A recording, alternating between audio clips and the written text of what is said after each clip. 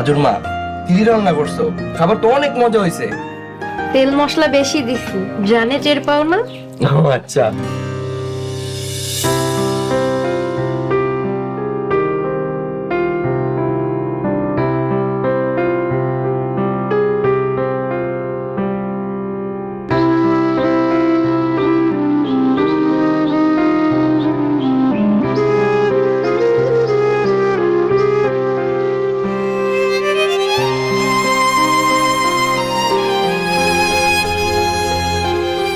আম্মা ফাতেমা। থাক, আমগো কি?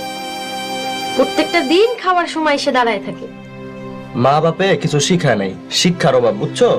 এইসব কি স্বভাব? এগুলো আমি একদম দুই চোখে দেখতে পারি না।